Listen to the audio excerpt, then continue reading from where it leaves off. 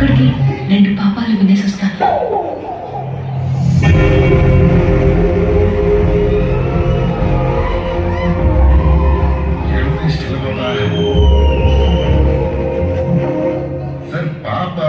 పాపమైన పుణ్యమైన అన్ని అందులోనే.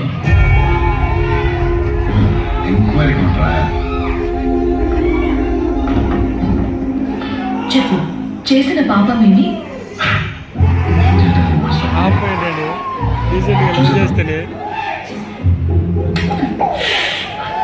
మీరొచ్చింది చేసిన పాపం చెప్పుకుని పశ్చాత్తాపడడానికి, ఇలా తెరెత్తి కొత్త పాపాలు ఎత్తుకోవడానికి కాదు. ప్రేమించి ఏం చేశావు? మాటలతో హింసించావా? చేతులతో కొట్టావా? తాగి ఇంటికి వెళ్ళి